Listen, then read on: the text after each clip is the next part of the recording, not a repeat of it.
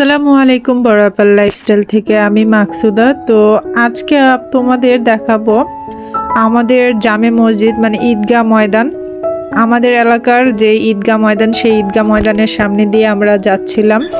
তো আমরা বিকেলে একটু ঘুরতে বেরিয়েছিলাম, তেমন করে কোনো ভিডিও করা হয়নি। তো ঈদগাহ ময়দানের ভিতর দিয়ে আসার সময় ঢুকলাম, তো ভাবলাম একটু তোমাদের সাথে শেয়ার করি। তো কার কার ঈদগাহ ময়দান কেমন তোমরাও ভিডিওতে শেয়ার করবা, আমরা ভিডিওর মাধ্যমে দেখে নেব। তো আমাদের এলাকার ঈদগাহ ময়দান এটা, এই যে পুরোটা প্যান্ডেল করা ছিল, সকালে এখানে নামাজ হয়েছে। আর আমরা বিকেলে মা মেয়ে একটু ঘুরতে বেরিয়েছিলাম। তো ঘুরে আসার পথে এই যে এখানে ঈদগাহ ময়দানে মাঠে এই সব সময় এই ফুচকালা মামাটা বসে। তো আমার মেয়ে এদিকেই পড়তে যায় প্রাইভেট, তো সে সব সময় এখানে মাঝে মাঝে খায়। তো বলতেছে আম্মু আমি খাবো। তো বললাম ঠিক আছে খাও ফুচকা। আসলে যত মানে ভালো ভালো রেস্টুরেন্ট থেকে ফুচকা খান না কেন, এই ছোট ছোট ফুচকার স্বাদই আলাদা। মানে এটাতে কি পরিমাণ মজা হয়, মানে ভালো লাগে, টেস্ট অন্যরকম, একদম সিম্পল বাট টেস্ট অন্যরকম। তো মেয়েকে দিলাম। আর এই তো এই যে চারিপাশটা এটা একদম পুরোটা ময়দান ঘিরে এখানে বসা হয়, এপার ওপার মাঝখানে কিন্তু রাস্তা। আর পাশাপাশি এখানে যে সাউথ বাড়ির পারিবারিক কবরস্থান, এখানে কবরস্থানও আছে। আর এটা হলে যে মিনার।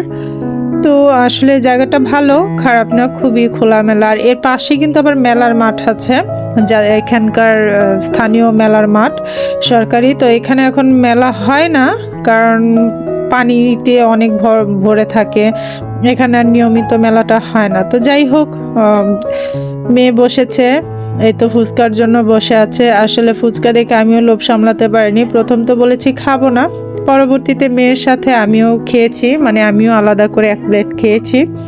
আসলে এই ফুচকাটা দেখলে মেয়েরা, আমি বলবো 99% মেয়েরা ফুচকার লোভ সামলাতে পারে না।